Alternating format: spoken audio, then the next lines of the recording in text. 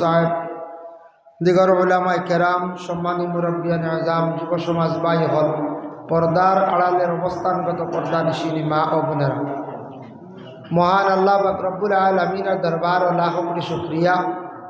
আল্লাহ পাক রব্বুল আলামিন আমরারে কোরআন এবং হাদিসের আলোচনা শোনার জন্য পবিত্র ঘর, শান্তির জায়গা মসজিদে আমরা যারা বিশেষ করে অংশগ্রহণ করছি, মহান আল্লাহর দরবারে সবাই শুকরিয়া আদায় করি। আলহামদুলিল্লাহ।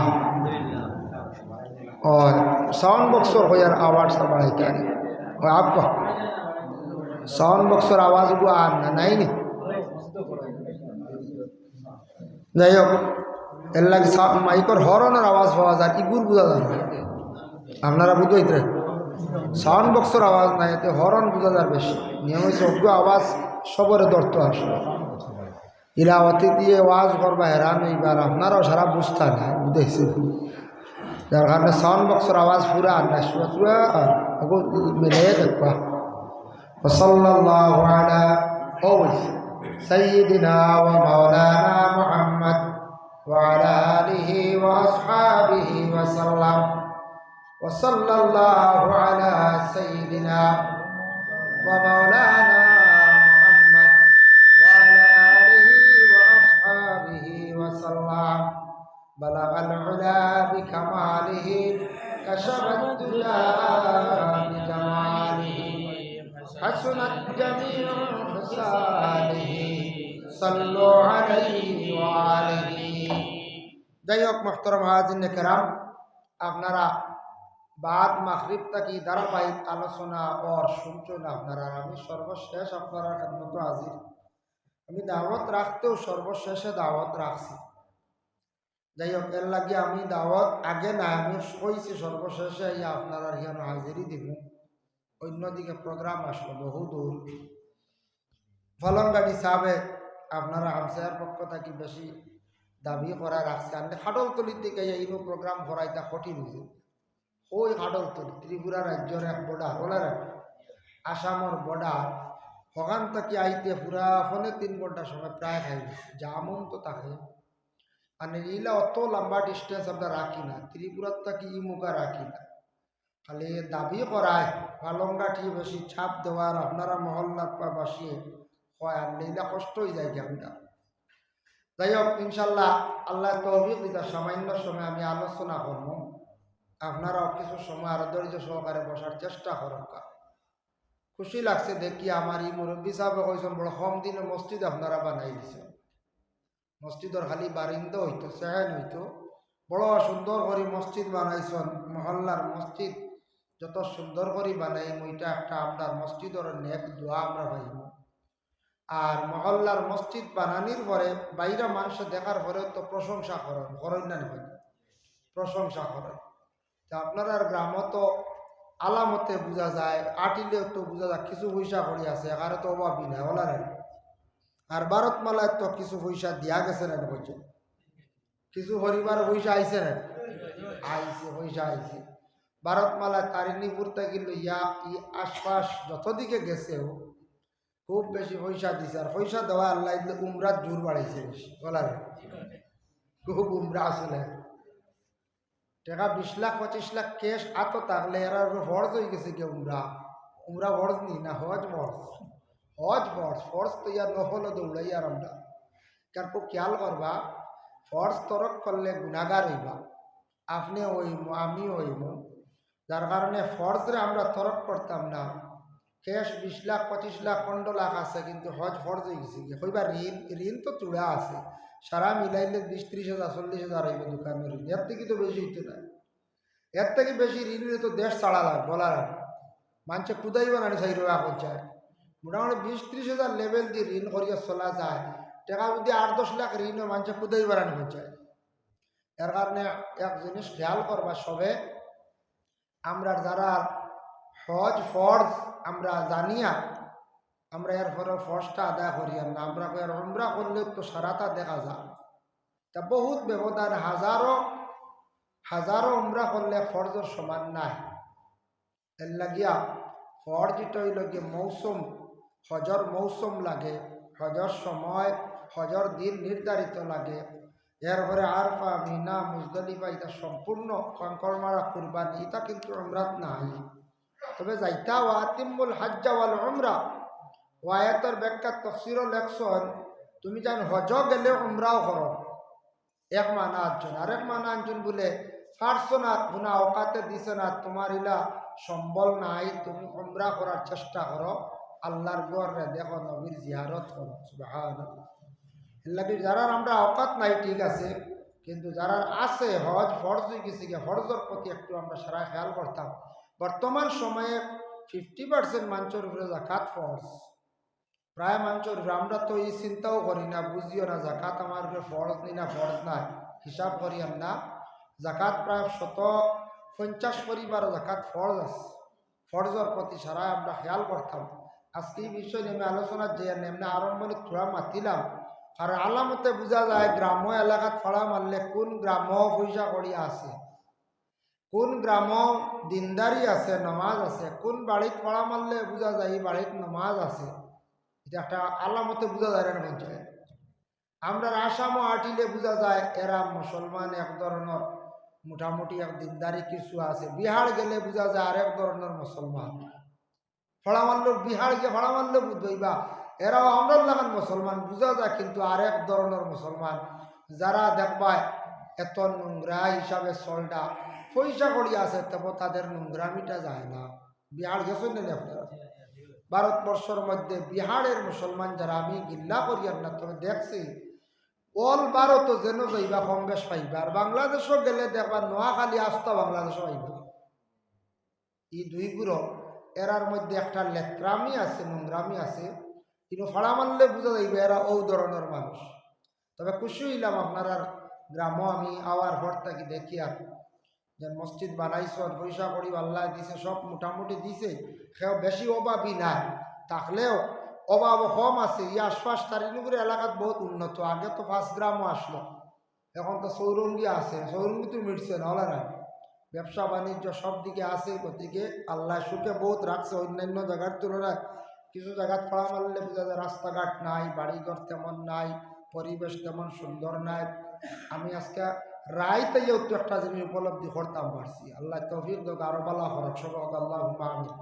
যাই হোক মাহতারাম আজিন কেরাম, আমি আয়াতে করিমা তিলাওয়াত করছি। আল্লাহ পাক রব্বুল আলামিনে তার হাবিবরে আমরার নবীরে জানাইছেন, নবী আপনি হইয়া দক্ষ আমার বন্দা হলারে কিতা হইয়া দক্ষ হইয়া যেন আল্লাহ পাক রব্বুল আলামিনে আপনারে আমারে এত সুন্দরভাবে দুনিয়ার জমিনের মধ্যে সৃষ্টি করছেন। ইলা আর কোনো মানুষকে আল্লাহ সৃষ্টি করছে, মখলুকরে সৃষ্টি করছে না, একমাত্র ইনসানকে সব থেকে সুন্দরভাবে সৃষ্টি করছে।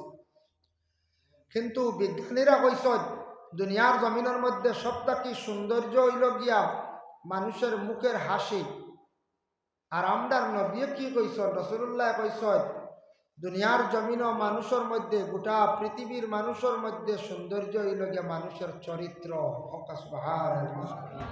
এখন বিজ্ঞানীরা কইছেন মুখের হাসি, বাচ্চাদের মুখের হাসি, আর নবীও কইছেন চরিত্র মানে আখলাক একটা সুন্দর। এখন হাটটা সত্য, সত্যটা হইল গিয়া নবীজির একটা মহাসত্য বলে কিলা, মানুষের যদি মুখের হাসি যদি সুন্দর হয়, তবে মানুষের যদি খাসলত বুড়া হয়ে যায়, আখলাক নষ্ট হয়ে যায়, তাহলে আর মানুষের সৌন্দর্য রইল না।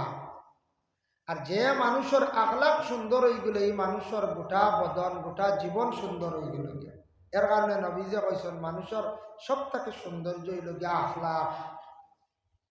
আল্লাহর রসুলে যেটা কইছেন একবারে মুড়ি মারি কইছেন। যার কারণে মানুষের কত সৌন্দর্য আল্লাহ দান করছে, ইলা আর কোনো মখলুকরে দিছে না।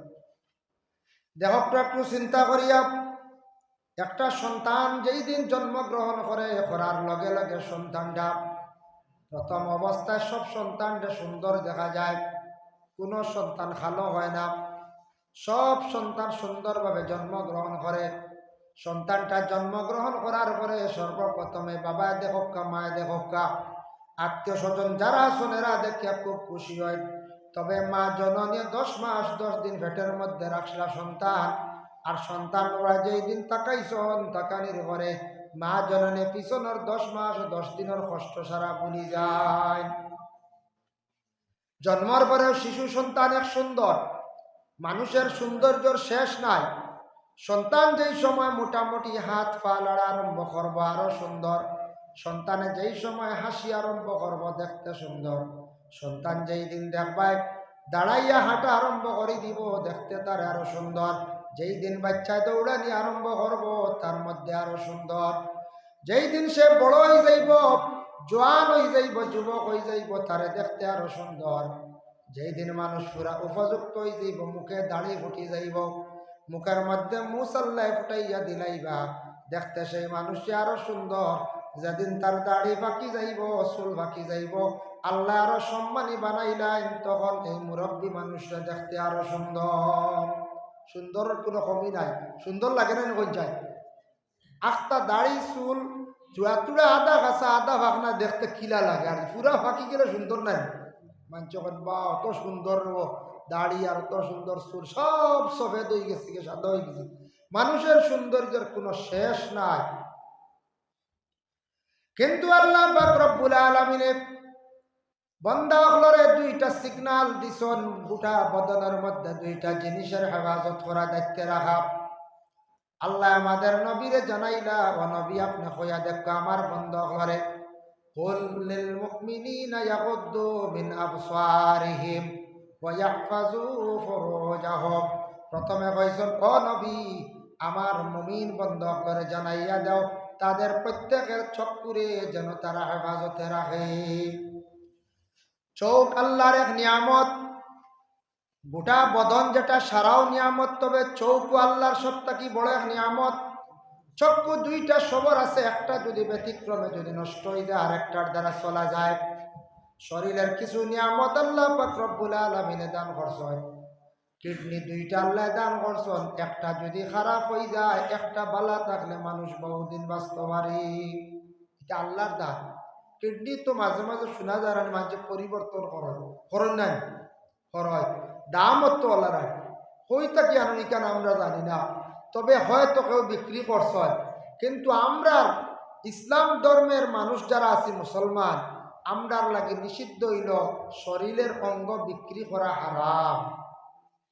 ইলা যদি যাই যদি কেউ কিডনি বেশি লাও ব্লাড আপনি কিছু বেশি নিলাও না আমি বেশি নিলাম নেই, আমরা ব্লাড দান করতাম পারি, ব্লাড ব্যাংকও দান করতাম পারি, অন্য কোনো আত্মীয় স্বজনকে এমনি দান করতাম পারি, তানোর হেল্পর লাগে সাহায্যর লাগে একজনকে ব্লাড দিতে কি বা চাই, কিন্তু আমরা ব্লাড বিক্রি করতাম না, যাইজ না।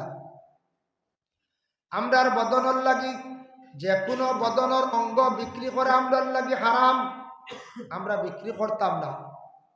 চুল পর্যন্ত শরীরের অঙ্গ এটাও বিক্রি করতাম না। শোনা যায় মাঝে মধ্যে ফেরিওয়ালায় বুঝিন চুল বাড়ির থাকি লইয়া যায় গিয়া, মা বোনগল সচেতন এইগুলা আল্লাহ কেউ আসতে আর বেসইন না জানি। মাথার চুল যেটা আছে চুলটারে হেফাজত এক জায়গার মধ্যে রাখো, কারণ এই চুলটা আপনি বিক্রিও করতে না, আগুন দিয়ে আপনি ফাটতে জ্বালাইতা না, এটার থাকি অনেক অসুবিধা হয়ে যায়। চোখ যেটা আল্লাহ দান করছে চক্ষুটা কোনো সময় চক্ষুর পাওয়ার আবার কমে যায়, পাওয়ার কমার পরে ডাক্তার হলে চশমা পরীক্ষা করিয়া দিন এটার তাকে চক্ষুর বোঝা যায় হওয়ার বাড়ি যায়। হালেকে চক্ষুর হওয়ার বাড়ছে না, গ্লাসে বাড়াইছে না, গ্লাস একটা তো এখন দিতাম চক্ষুর হেফাজতর লাগে চশমা আপনিও দক্ষ না আমিও দেই না, নাজাজ কিচ্ছু না। চশমা আমারও আছে পরীক্ষা করিয়া গরত সময় বিশেষ দেই, সব সময় দেই না, আবু আদত হইছে না। চক্ষুর হেফাজতর লাগে চশমা লাগাব না সারায় কোনো বাধা নাই। আমরা চশমা বেশি ইউজ করেন খারা অফিস আদালত যারা আছেন অফিসার হল অফিসিয়াল লাইনে যারা আছেন কম্পিউটার অধিক যারা আছেন এরা দেন, মাঝে মধ্যে আমরা যারা চক্ষুর মধ্যে কোনো রোগ আছে দিয়ে আমরা দেই না, ওলারা সবে দিতে পারবা। চক্ষুর হেফাজত করতে আপনি কত বড় এক নিয়ামত, এর জন্য বিশেষ করিয়া আল্লাহ পাক রব্বুল আলামিন এই নিয়ামত আপনারে আমারে দান করছেন, চক্ষুটারে আবার নিম্নগামী রাখার লাগে কইছেন। এখানে দেহকা চক্ষু যেটা আছে চক্ষুর মধ্যে দুইটা নজর আছে, একটা হইল নেক নজর আর একটা হইল গিয়া বদ নজর। মা বাবা যদি সন্তানের প্রতি যদি বদ নজরে যদি চায় আওলাদের জীবন একবারে অন্ধকার হয়ে যায়। যদি কোনো উস্তাদ হলে যদি ছাত্রর প্রতি বদ নজরে চায় যদি কোনো পীর মুর্শিদে যদি সাগরিদর প্রতি যদি বদনজরে চায় তাহলে প্রত্যেকের জীবন বড় খারাপ হইব, অন্ধকার হইব। এর লাগি নেক নজরটা যদি খেয়ার উপরে পড়ে যায় এই মানুষের জীবনটা সুন্দর হইব। চকুর মধ্যে দুইটা নজর, একটা নেক নজর, একটা হইল গিয়ে বদ নজর। বদ নজরের মধ্যে দেখো আরো দুই কিসিম, দুইটা বদ নজরের মধ্যে আরো দুইটা। একটা হইয়া থাকছে গিয়ে মানুষে গুনার লক্ষ্য করিয়া, বুড়া জিনিস লক্ষ্য করিয়া মানুষে যখন বদ নজরে চায় তখন মানুষের আমল নামার মধ্যে গুনাহ কবিরা লেখা হয়ে যায়। বদ নজরের মধ্যে আরো দুই প্রকার। একটা হইল কোনো বদ বুড়া দান্দা করিয়া যদি খেওরের প্রতি যদি বদ নজরে চায় তাহলে আমল নামায় গুনাহ কবিরা লেখা হয়। আর আরেকটা হইল কি যদি কোনো মানুষের খাওয়ার বেলায় যদি খাওয়ার বস্তুর প্রতি যদি বদ নজরে চায় তাহলে এটার তাকে অনেক ক্ষতি হয়ে যায়। যে খাইব তার লাগে ক্ষতি করবো, এর লাগে মানুষের চক্ষুর মধ্যে বদ নজরও আছে। একটা মাসলা আমি কইয়া দেই, প্রায় জায়গায় শোনা যায়, কোনো সময় ফোনে জিজ্ঞাসা করেন বাবা, পুরুষ হোক মহিলা হোক, আমরা দেখো শরীয়ত এমন একটা জিনিস সিস্টেমে আছে, শরীয়তর কানুন যেগুলা আছে এগুলো আপনি আমি মানতে লাগবো। আমরা প্রস্রাব করলাম, প্রস্রাব করিয়া ডেলা জল ব্যবহার করলাম, ও তো শেষ। কিন্তু উজু করতে সময় আমরা আবার হাত পাও মুখ ধুইয়া মাথা মুছে করিয়া করলাম প্রস্রাব, কিন্তু আমরা অঙ্গ বাকিগুলা ধুইয়া কত সুন্দর একটা সিস্টেম। এটা হইল শরীয়ত। শরীয়ত খালি যুক্তি দিয়ে চলে না। শরীয়ত যেটা আছে এটা আপনার আমার খালি যুক্তিয়ে চলে না। শরীয়তর কানুন যেগুলা এগুলো আপনি আমি মানতে লাগবো। শরীয়তর কানুন বড় কঠিন বুঝা দেয়। দেখো একটা জিনিস, প্রস্রাব প্রস্রাব মানে প্রস্রাবর রাস্তা বায়, প্রস্রাবর রাস্তা বায় যদি কোনো মানুষে প্রস্রাবর আগে করে যদি কোনো জিনিস যায় বলে কিতাব, ডাক্তারের বাসায় হয় এটারে দাঁতু যায়, মা বোনদের সাদাস্রাব যায়। এটা হইল গিয়া তিন কিসিম। একটা হইল গিয়া আরবিতে হওয়া হয় মনি, উর্দুতে হওয়া হয়। আরেকটা হইল মজি, আরেকটা হইল গিয়া ওয়াদি। মজি আর ওয়াদি দুইটা হইল কি ফাতলা, প্রস্রাবর আগেও যায় করে যায়। এই দুইটা যদি যায় প্রস্রাবর আগে করে এরার উপরে কোনো গোসলের হুকুম আয় না, অজু করলে বস পাক। প্রস্রাবর আগে করে যায় যেটা স্বাভাবিক প্রস্রাব গড্ডা, কিন্তু তাই অজু করলি বা কোনো অসুবিধা নাই, গোসল লাগে না। এগুলো একটা রোগ, পুরুষের কোনো সময় হয়ে যায়। কিতাবটা কি হয় বলে এটা বুড়া লক্ষণটা কি হয়, বুড়াইয়ার যদি কোনো পুরুষের বেশিরভাগ থাকে তাহলে এই বেমারটা অনেক সময় ওই যায়। ডাক্তারের বালা পরামর্শ লক্ষ্য বলতে আয়ুর্বেদিক ডাক্তার ধরার চেষ্টা করক্কা। এটা অ্যালোপ্যাথিক থাকি বেশি সমাধানও যায় না, বেশিরভাগ আয়ুর্বেদিক হোমিওপ্যাথিক মেডিসিন খাইলে ট্রিটমেন্ট করলে কমে। আর যেটা হইল গিয়া বলে মনি, যেটা গাঢ়, এটা প্রকাশ হওয়ার লগে লগে প্রত্যেকের উপরে গোসলের হুকুমাই যায়। দেখো কাক পুরুষ এবং মহিলা মিলিত হওয়ার পরে মিলামিশার পরে যারা গোসলের হুকুমায় ফরজ হয়ে যায়, ঠিক তেমনি ভাবে কোনো পুরুষে মহিলার সঙ্গে কথাবার্তা হড্ডা মিলছেন না। বুড়া কোনো এমনভাবে মিলামিশা হয়েছে না, শুধুমাত্র খালি মাত হত হয়েছে। রসিকতার কারণে যদি কোনো পুরুষের যদি গাঢ় কোনো জিনিস প্রস্রাবর রাস্তা বা যদি যায় গিয়া, ঠিক তেমনি ভাবে মহিলার যদিও যায় তাহলে উভয় রূপে গোসলের হুকুমাই যায়। এই অবস্থায় তাদের গোসল লাগবো বলে খাইজাতর সহিত যেটা প্রকাশ পাইছে এটার কারণে তাদের উপরে গোসলের হুকুমাই যায়। যদি এইভাবে কোনো খারাপ জিনিসটা কাপড়ের মধ্যে লাগে পরিবর্তন করিয়া নমাজ পড়িতা, যার কারণে আল্লাহর বন্দেগান কাপড় পর্যন্ত তান লাগি নাপাক হয়ে যায়, কাপড় পর্যন্ত নাপাক হয়ে যায় গিয়া। তো আল্লাহ পাক রব্বুল আলামিনের চক্ষু হেফাজতর লাগি কইছ। ও আয়াতের ব্যাখ্যা ইবনে কাসির হাফিজ মাদুদ্দিন ইবনে কাসির রাহমাতুল্লাহি তাআলা আলাইহি লেখছেন, নবীজি একটা ঘটনা বয়ান করছেন। একদিন সাহাবায়ে কেরাম হলরে হইলাও আমার সাহাবায়ে কেরাম হল, শুনো তুমি তান 6টা পুরা খামর জামিন হই যাও, আমি মুহাম্মদুর রাসূলুল্লাহ তোমাদের জামিনদার হই যাইমু। ইয়া রাসূলুল্লাহ কিতা কিতা? এক নম্বরে নবীজি ফরমায় চক্ষুটারে তুমি তাই যদি হেফাজত করিলাও তাহলে আমি মুহাম্মদুর রাসূলুল্লাহ তোমাদের জামিনদার হইব। আল্লাহ রসুল ফরমান ইয়া রাসূলুল্লাহ চক্ষুটা হেফাজত মানে কিলা? নবী যে ফরমান চক্ষু দিয়া কোনো মানুষের প্রতি যদি বদ নজরে যদি চায় খাহিসাতের সহিত, তাহলে প্রত্যেকের আমল নামার মধ্যে গুনাহ কবিরা লেখা হয়ে যায়। চোখ দিয়েও গুনাহ কবিরা হয়। এর লাগি চক্ষুর দ্বারা এমনি চাইছি একবার, কোনো অসুবিধা না। অন্য কোনো বুড়া লক্ষণ আনি আপনি আমি সারাই চাইলে আমল নামায় গুনাহ কবিরা লেখা হয়। 2 নম্বর এরকম রাসূলুল্লাহ সাল্লাল্লাহু আলাইহি ওয়াসাল্লামে ফরমান মিছা কথার থাকি তুমি যেন বাঁচি যাও। মিছা মাত মাতিলে গুনাহ কবিরা। মিছা মাত মাতিলে মানুষের মুখে দুর্গন্ধ হয়। দেখুন জানি স্বাভাবিক আমরার দেশ কিছু কিছু মানুষের মুখের মধ্যে দুর্গন্ধ থাকি যায়, নিকটে কোনো মানুষ থাকতে চায় না। এটা হইল কিছু মানুষের পেট থাকিয়া মানে লিভার খারাপ থাকি হইয়া থাকে, মুখ অধিক দুর্গন্ধ হয়ে গেলে কোনো মানুষ নিকটে গল্প করতে চায় না। ইলা থাকি যায় না কোনো সময়, হয়তো কোনো মুখ পরিষ্কার রাখছেন না দুর্গন্ধ, কিবা তো বেশিরভাগ লিভার থাকি মুখে দুর্গন্ধ হয়। এবং কিছু কিছু মানুষের শরীরের মধ্যে কি থাকে, খেয়ে আসলে স্মোকিং ব্যবহার করা হয়, বিড়ি সিগারেট খাই না নি কিছু কিছু মানুষ। এখন তো কমে গেছে আগের তুলনায়, মাশাআল্লাহ। আগের তুলনায় আগে তো খুব বেশি এক সময় প্রচলন আসলো। আমরা ছোটবেলা শুনছি বুঝি, আমরা একবারে ছোটবেলা শুনছি মুরব্বী হলোর মুখ থাকি। ইলাও আসলে এক জমানা বিয়ার সময় নতুন কন্যার লগে বুঝি বিড়ির বান দিয়া দিতা। আমরা আর মানে দাদিয়ে ইনতেন করছেন, দাদিয়ে কইস শাড়ির কোনাত বিড়ি বান্ধিয়া দিতা, বুধবাই কানে ওলা প্রচলন আসলো, সারাই বিড়ি খাইতা। শুক্রিয়া। এখন তো বেটিতে বিড়ি সিগারেট তো খাই না, যেন খাইবার বিয়া হইতো নইব নইছ। কোনো মেয়ে যদি বিড়ি উড়ি খায় বা সিগারেট খাওয়া শিখে, সেও নিবনি জানি শুনি কঞ্চে, কোনো মানছে নিত না।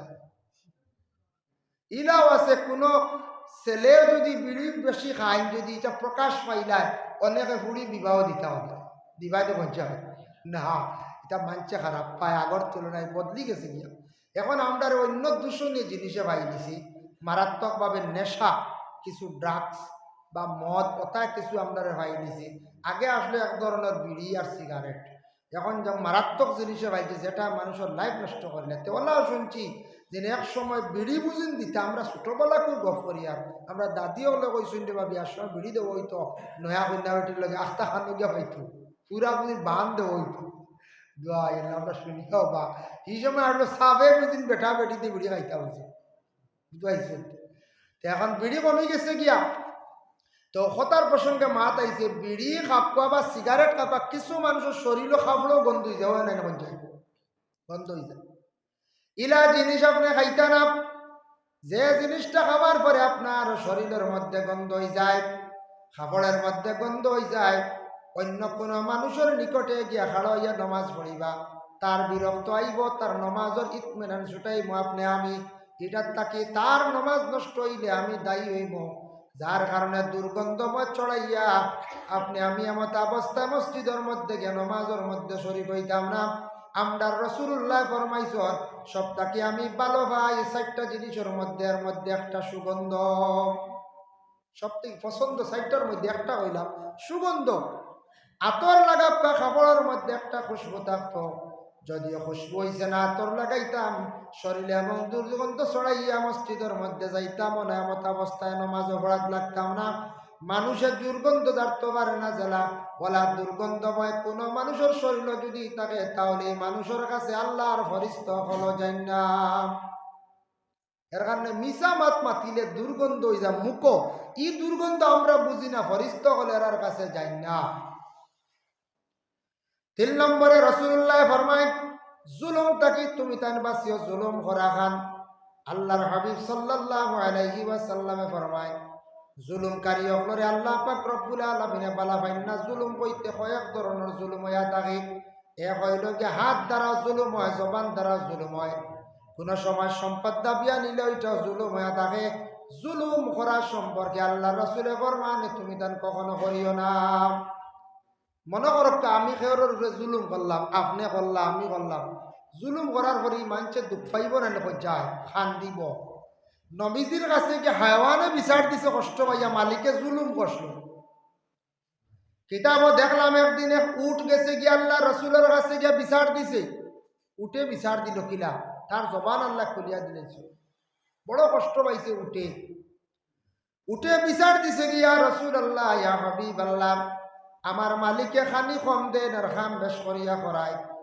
ইয়া রসুল আল্লাহ, আমি আপনার কাছে আমি বিচার খান্তা দিলাম, আমার বিচার খান্তা করিয়া দেখবা। যে উঠে আর বিচার দিবার জায়গা পাইছে না, দু জাহানের বাচ্চা রহমতুল্লিল আলামিনের কাছে গিয়া বিচার দির কথা আমরার দেশের মাঝে মধ্যে শোনা যায়। কিছু কিছু ছেলের বউ নাইরা সে বাবার বাড়ি বলে, আমার বাড়ি আসে জামাইয়ের স্বামীর বাড়ি আমি আছি, বড় কষ্ট করিয়া সুন্দর করিয়া পাক করিয়া রাখলাম, খাইবার সময় শ্বশুরির কারণে খাইতাম পারিয়ার না। তার লজ্জাজনক ব্যাপার নাই, মাঝে মাঝে শোনা যায় ইলা বুঝি শ্বশুরি অকল তাহল ছেলের বউ অকলের ঘুরাঘুরি খাইতে দিন না। তা খুব বাদ জিনিস, ছেলের বউরে বাড়িতে নিয়ে আইব বান্দি বেটিল্লা খান খালি খাম করানি দায়িত্ব আপনার নাই, আমারও দায়িত্ব নাই, আপনারও নাই। এগুলো ছেলের বউ হিসাবে, স্ত্রী হিসাবে আপনার ছেলে গ্রহণ করছেন। স্ত্রীর প্রাপ্যদার হক যতটুক স্বামী আদায় করিয়া যাইতা, স্ত্রীর স্বামীর হকরে আদায় করিয়া যাইতা, আর আপনি মা হিসাবে আপনি মেয়ে মনে করিয়া ব্যবহার করিয়া যাইতা। ইলা যদি সবে আমরা বুঝিলাই, কোনো ফ্যামিলির মধ্যে কোনো অশান্তি থাকতো নাই। কিছু কিছু জায়গা শোনা যায় বিচার হইয়া থাকে, মেয়েটা বাবার বাড়ি আসিয়ার যাইতো চায় না বলে গিয়া কি করতাম, ঘোরাঘুরি খাওয়ার কিচ্ছু ভাইয়ার না, ফাঁক করিয়া থই। আর আমার শ্বশুরি সারা দিয়ে ডুকিয়া খাইলেন, আমার লাগে তোর শিরা খুব সর্বর ব্যাপার না কোন চায়। তা মাঝে মধ্যে ওলা মিলে শোনা যায় বিচার আচার হয়, তা খুব খারাপ জিনিস। আমরা এটা করতাম না কোনোদিন, যে মানুষরে হানি দিছিল না, এক ব্যক্তি উঠরে হানি দিছিল না, বিচার দিলে যে আল্লাহ রসুলের কাছে। নবী যে কইছেন, ও উঠোর মালিক, খবর দিয়ে কইলা তোমার উঠরে তুমি খানি কম দিতে খাম বেশি করাইতে, উঠে আমার কাছে বিচার দিছে, যাও আইসটা কি তুমি উঠোর খানি যতখান দিবা খাম অতখান বুঝিয়া করাইয়া, তার উপরে জুলুম করিও না। যদি জুলুম করো উঠোর বদুয়া লাগবো, একটা হায়ওয়ানে বদুয়া দিল তোমার ক্ষতি হইব, হায়ওয়ানোর বদুয়া লাগি যাইব। এর লাগি বাড়ির গরু হোক বা ছাগল হোক বা যত হায়ওয়ান আপনি আমি ফালিয়ার, ইতারে আপনি আমি যদি দুঃখ কষ্ট অধিক যদি দিয়া থাকে, কোনো হায়ওয়ানে যদি বদুয়া দিলে, তাহলে বদুয়াটা লাগবো, জীবনে ক্ষতি হইব। যার কারণে যে কোনো প্রকারের জুলুম আছে বাবা, আল্লাহ পাক রব্বুল আলামিনে খাস করে আমরারে আপনারে আমার তৌফিক দেখবা। যার কারণে নবী যে ফরমাইছেন, জুলুম থাকি তুমি তান বাঁচো, জুলুম থাকি যদি বাঁচতে পারো, আমি মুহাম্মদুর রাসূলুল্লাহ কিয়ামতের দিন তোমাদের উপর জামিনদার হইব। 4 নম্বর রাসূলুল্লাহ সাল্লাল্লাহু আলাইহি ওয়াসাল্লামে ফরমায়, আমানতর তুমি তান খেয়ানত করিও না, আমানতর খেয়ানত করিও না। যে কোনো জিনিস আমানত, টেকা হোক খতা হোক, কোনো সময় এখন খতা কইলাম বলে আমার ওখানটা খেয়ানত করিও না। কেউ যদি খেয়ানত করো, তে খেয়ানত করো দিছে কিয়া, খতাই কেন অন্যর কাছে কইতাম না। কিবা তো কোনো মানুষের সম্পদ রাখছে, ও যে আপনার মসজিদের কমিটির প্রেসিডেন্ট আছেন, সম্পাদক আছেন, মানে সেক্রেটারি আছেন, তারপরে আমরা কোষাধ্যক্ষ কেশিয়ার সাহেব আছেন, তো হয়তো সেক্রেটারি বা কেশিয়ারের কাছে আমরা একটা ফান্ড রাখা আছে। মহল্লার মানুষে যদি তানরে ইজাজত দেন বলে আপনি নেপকা খরচ করেন, জানি কোনো বাধা নাই, সময় মতো আমরা টাকা পাই নিলে হইছে, তাহলে তাই খরচ করতে পারবা। আর মহল্লায় যদি বিলকুল ইজাজত দিন না, তাহলে এই কোষাধ্যক্ষ যেই না শোন, কিবা তো সেক্রেটারি যেই না শোন, আমানতদারি তাই মসজিদের টাকা বিলকুল খরচ করতে পারতা নাই। তাই যদি কন বলে আমি সুপারি বাগান করিলাই চূড়া, বাতা তো দিলাই, সুপারি এক বাড়ি লইলাই, ইনকাম করাত লাগি যায়, এগুলো জায়জ নাই। আমানতর টেকা দিয়া, এগো আমানত রইত, আমানতর টেকা দিয়া আমি লাভ করাত লাগা, যে কোনো জিনিস আমি লইয়া ব্যবসা করা, এটা আমার লাগে জায়জ নাই। যে রাখছে আমার কাছে আমানত, এই আমানতটা যদি আপনার খেয়ানত করিলে আমি গুনাহগার হইলাম, এটা খেয়ানত হইত না। রাসূলুল্লাহ সাল্লাল্লাহু আলাইহি ওয়াসাল্লামর জামানাত একদিন এক বুড়ি বেটিয়ে আল্লাহর রসুলের কাছে এক জিনিস আমানত রাখিয়া গেছে। আল্লাহর রসুলে প্রথমে রাখতে রাজি নাই, ডরাইতরা, ইয়া আল্লাহ এই বেটির আমানত রাখিয়া। ও সাহাবি হল তুমি তেন রাখো। সাহাবি হল ইয়া রাসূলুল্লাহ আমরার কাছে আপনি কিলা কইতরা, আমরাও তার কোনো মালিক সম্ভব নেই, আপনি আপনার রাখকা। লাস্টে হজরত আবু বকর সিদ্দিকে সেই আমানতটা রাখছ। সুবহানাল্লাহ। একদিন রাসূলুল্লাহ হাঁটিয়া যাইতরা, হাঁটিয়া যাইতে সময় এক বেটি মানুষ ইশারা করছে, বড় একটা থলি দেখাইছে, ইশারা করছে। রাসূলুল্লাহর মনে আসছে মনে কর থলিও মনে কর বেটির মাথার তুলিয়া দিতা বুঝাও। আটটা বেটিয়ে ওলা চুলা মারার লগে লগে হইল অগু আপনি নেকুয়া এগু খে ভালে গেছে মালিক পাইয়ার না। সুবহানাল্লাহ। আল্লাহ রসুল সেই দিন বড় যেন বাড়ি বুঝা যেটা তলি যেটা বেগ যেটা ওটা রসুল্লাহ নিয়ে তার নিজে চিন্তাত পড়ে গেলা কি করা যায়। আল্লাহর রসুল এলান করা আরম্ভ করলা, লাগাতার 6 মাস পর্যন্ত মালিক খুঁজাইলা, মালিক তো আবমিলের নাম। রসুল্লাহ বাজারে বাজারে জানাইয়া দিলাম, কোন মালিক মিলের না। আল্লাহ রসুল সেই দিন থেকে সমাধান দিলা। 6 মাস পর্যন্ত এক রাবায়ত আছে, আর এক রাবায়ত বড় অঙ্কে কোনো টাকা পয়সা যদি কেউ কোনোদিন পাইলাই তাহলে নিম্নতম 6 মাস পর্যন্ত তাই কোনো অপেক্ষা করতাম। মাঝে মাঝে টাকা পাই দেনি আমরা কই যাও মসজিদের বাক্স ঢুকাইলাম, জি না এরকম আসলা ইলা না। টাকা 500 পাইছন, সোনা পাইছন, যে কোনো অন্য সামান পাইছন, 6 মাস পর্যন্ত আপনি এলান করতে খার জিনিস পড়ছে, কিছু টাকা পাওয়া গেছে, যে প্রমাণ দিতে পারবা নিতে পারবা। 6 মাস পর্যন্ত যদি পাওয়া যায় না তাহলে আপনি এর মধ্যে একটা অংশর আপনি মালিক হয়ে যাইবা। এক মাসলা আছে বলে অর্ধেক আপনি মালিক হইবার, অর্ধেক আপনি মিসকিনরে দিতা। এক মাসলা আছে 4 ভাগর 1 ভাগ আপনি মালিক হইতে পারবা। কতদিন আপনি পাহারা দিছ, আর বাকি 3 ভাগ আপনি মিসকিন অকলরে দিলাই দা। ইতুবাইল পয়সা যে গুনি গুনা নিয়া মসজিদও লাগানি কিন্তু জায়েজ নাই, কবরস্থানের সামান আনিয়া মসজিদও লাগানি জায়েজ নাই। আমরা কই অগুন দিলাও মাদ্রাসার বাক্স, অগুন দিলাও মসজিদের বাক্স, না না তুবাইল পয়সা মাসলা খেয়াল রাখবা। 6 মাস পর্যন্ত পয়সা যদি ভাই কিচ্ছু ভাই 6 মাস অপেক্ষা করতে হবে, সঠিক মাসলা। এর বাদে সমাধান এইব কিতা করতে হবে। এইভাবে কোনো জন্তু আপনার বাড়িতে গেছে গিয়া কোনো মালিক নাই, তালাশ করতে করতে আপনি ফালিছন, 6 মাস পর্যন্ত রাখছন। রাখার পরে আপনি এটার একটা হকদার হইবা, যেই দিন মালিক আইবা একটা নেওয়া তাই উপযুক্ত একটা হক দিয়া নিতাম। বলে অবা তুমি 6 মাস পর্যন্ত বা 4 মাস 3 মাস আমার গরুটা রাখলাই, আমার ছাগলটা আরিসলে আপনি রাখছো, আপনি বিনিময়ে আমি আপনার একটা মূল্য দিয়া আমি আমার গরুটা নিয়া তার উপযুক্ত একটা মূল্য দিয়া তাই সেই সামানটা লইয়া যাইতাম। আর যদি মালিক মিলে না তাই হঠাৎ গরু পাইছন কইছন 6 মাস খেয়ে রাখতো, 2-3 দিনের ভিতরে এটা অন্য মানুষের দান করে লাইছন, অন্য হকির মিসকিন বাটিয়া দিলাইছন। আবার মালিক আই গেছে 3 দিন না 7 দিন পর আইয়া কইছে আমার গরু শুনছি আপনি পাইছন, তাই কইছন আমি তো এইগু দিলাইছি মিসকিন হকলরে, তার উপরে বুঝা উঠি গেছে, তাই আর একটা হুবহু আর একটা লইয়া দিতাম। হিগুতে কম হইল হইতো না মাসলা, হিগু যতখান ওজন আসলো 55 কেজি হইব, বরঞ্চ কম না 60 কেজির লাখানে গুলিয়া দিতাম এক আন্দাজ করিয়া। এখন খালি তাই 6 মাস টাইম ডাক্তার আসলা ভাইছন তান বাড়িতে আইসে বা ফটো ভাইছন, আর টাইম বলে বুড়া লাগে, তাই মাসলা আমল করছেন না, দিলাইছন অন্য গুরুরে, হি আই গেছে মালিক, মালিকরে আরে গুলিয়া দিতা। বাপ কত কঠিন শরীয়ত দেখায়, আর নাইলে সুজা। যার কারণে রাসূলুল্লাহ সাল্লাল্লাহু আলাইহি ওয়াসাল্লামের মায়ের উম্মত হল জুলুম দেখক্কা মানুষের উপর জুলুম থাকি আপনি আমি বাঁচিতাম।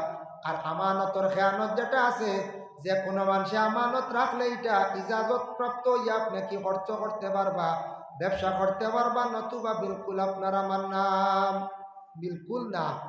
কারণ মসজিদের হক হোক অন্য হক হোক, মসজিদের হক নিয়ে আমি ব্যবসা বাণিজ্য বিনা ইজাজতে করতাম পারি না, জায়েজ না। আমরা এলাকাত কোনো কোনো জায়গাত মসজিদের ফুসকুরুনিও আছে, থাকে না পঞ্চায়েত মসজিদর ফুসকুরনি থাকে বা মসজিদর একটা এরিয়া আলগাই থাকে না। এক সময় আসলো মহিলা হল মসজিদে যাওয়ার হুকুম আসলো, জানা আসি না আপনার তোর মাসলা হয়তো জানা নাই। এক সময় আসলো মসজিদ মহিলা হল যাইতা গিয়া নমাজ পড়িতা জমাতের